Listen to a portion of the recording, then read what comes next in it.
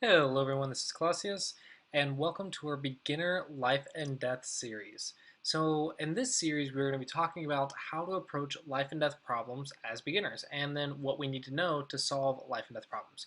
So we're going to teach you strategic tips for how to go about solving them, and give you several problems to solve as an exercise. Alright, so the first thing we need to know about life and death is counting liberties, and you may think this is completely below me. I know how to count liberties, but hold on. Actually, counting liberties is a severely underestimated skill in life and death, and in attack and defense. So counting liberties, or being able to count liberties very quickly or nearly at a glance, is extremely important. The reason this is important is because every strong player can see if a stone is an Atari just at a glance, or see how many liberties a stone has at a glance. However, the strong players then forget to count the liberties of moves they're seeing in advance. What I mean by this is, say for example, you have a position and you're trying to read 5 moves ahead. Well, when you're 5 moves ahead in your brain and you're only picturing the stones in your mind, you need to see those stones clearly and be able to count how many liberties they have. And then from there, you need to be able to say, these stones have this many liberties in 5 moves, or maybe in 10 moves. You need to be able to spot those liberties while reading ahead. So even though this skill looks like something very obvious, it's actually something that many people forget to do in their head. So yes, you need to count liberties as a beginner. It's very, very important. But when you get stronger, you still need to count liberties. You just need to count the liberties, or how the liberties are going to change in the future. So for this exercise, I want you to go ahead and try and pause the video and count the liberties on each and every stone. I will tell you the answers of each one, and then tell you a little bit of tricks about why certain shapes are good and certain shapes are bad, depending on how many liberties they have. All right, so hopefully you were able to count all the liberties. If not, go ahead and pause the video and do it now. I'm about to explain the answers. All right, so for starters, let's talk about the center stones. The center section is what we can work with first. In this case, the center stone right here has 1, 2, 3, 4 liberties. This is the most basic aspect of how many liberties a stone has, is one stone has 4 liberties. If it's in the center and there's no other stones around it, then a single stone has 4 liberties. This is our default setting. One stone gets 4 liberties. Alright, but when a stone's connected, they don't necessarily gain 4 liberties. Actually, when stones connect and move out, they're supposed to gain 2 liberties at a time. So in this case, these 2 stones have 6 liberties, because if you had 4 liberties on one stone, 2 stones will gain 2, so now they have 6 liberties. And likewise, 3 will actually have 8 liberties. 1, 2, 3, 4, 5, 6, 7, 8. We know this because it's 3 stones, and when you do 4 plus 2 plus 2, it equals 8. So, knowing that, you can actually easily guess how many liberties these 4 stones have, without even counting them. You can just say at a glance, these stones, 4 stones, have 10. So these are some shapes you can memorize. 1 stone has 4, 2 stones has 6, 3 stones has 8, and 4 stones has 10. Now let's get into some bad shapes. A bad shape would be an empty triangle. An empty triangle is known as a bad shape because it has bad liberties. When you have bad liberties, you can be pushed around, you can be squeezed, or this is a Go term that you can look up if you have time. A squeeze play, or it can be squeezed, it can be surrounded, it can be forced. There's many ways to take advantage of a group with bad liberties. It also has bad eye shape. We can get into that later. But for now, we need to know that these 3 stones actually only have 7, let's see, 1, 2, 3, 4, 5, 6, 7, yes, 7 liberties. So these 3 stones have 7 liberties, but we're supposed to have 8 with 3 stones. So an empty triangle actually loses 1 liberty, even though you gained a liberty, because you're supposed to gain 2 liberties with that extra stone, not 1. So it's a little bad on liberties. And you can judge if a group is bad on liberties by how many liberties it has versus how many stones it has gaining those liberties. Now let's talk about the edges and the corners. The edges and the corners are a little bit different.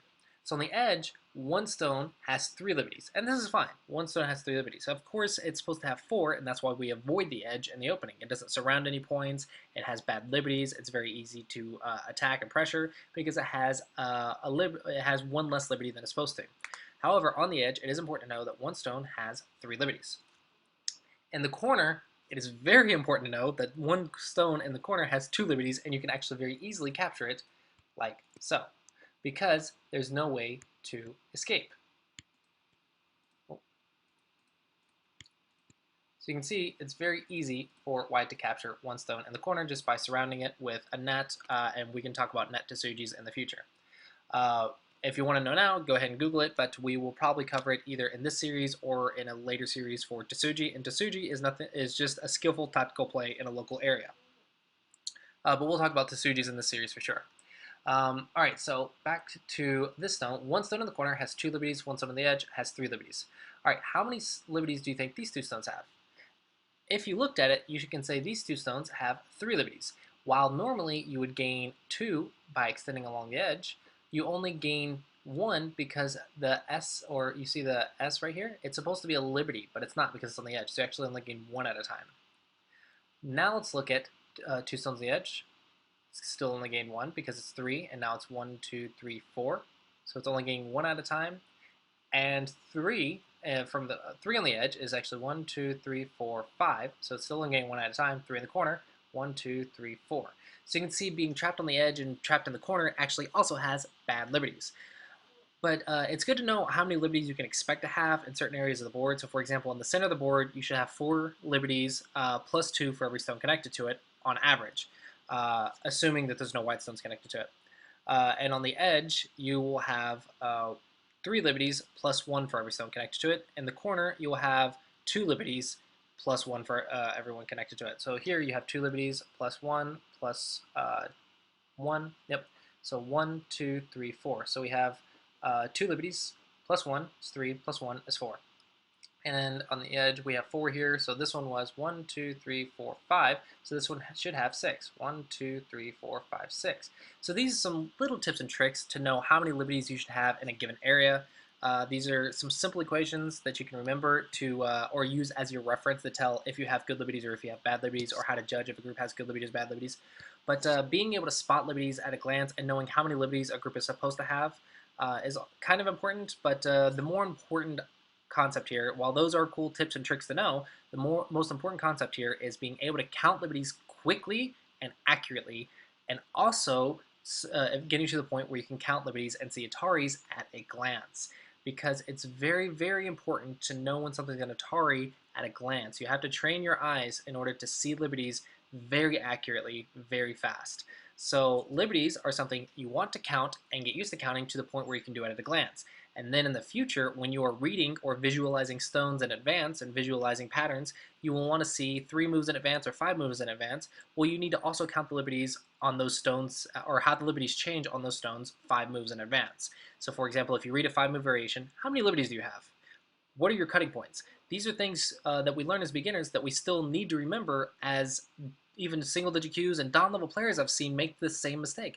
They'll read 5 moves in advance and they won't see a cut or a sacrifice to Suji, or all these different things that have to do with liberties or cutting points or disconnections and all this stuff that you learn as a beginner, and you miss it because you forget to look for it. You forget to look for it even though you're reading 5 moves in advance. You read it, but then you forget to look for the most basic stuff, which is counting liberties and searching for cuts. And in this video, we're specifically focusing on liberties. So when you are reading, even if you think this is below your level, when you read in advance, make sure to count the liberties when you read in advance. Because just how you had to train yourself to see liberties at a glance when they're on the board, you'll also have to train yourself to see liberties at a glance when you read ahead in 5 moves. So in 5 moves, how many liberties do all the stones have? Check the liberties, check the cutting points, and that should really, really help your reading. And also, it'll help you visualize any types of problems that may occur if you have bad liberties.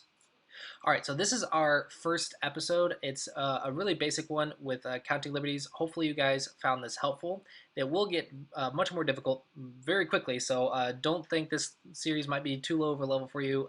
If you are a beginner and you do need an introduction to life and death, we will be getting to that in this series. It's just this video was introducing the importance of liberties. All right, hopefully you guys found that helpful. Hope you enjoyed. Thanks for watching, and I'll see you guys in the next video. Hey guys, thanks for watching. If you like this video and would like to see more, please hit that subscribe button. If you would like to support the creation of more videos as well as get access to early releases, then head on over to my Patreon at patreon.com/Clossi. And if you want more Go content, then go to my website, seansgogroup.com. And as always, I hope you guys enjoyed this video. Thanks for watching, and I will see you guys next time.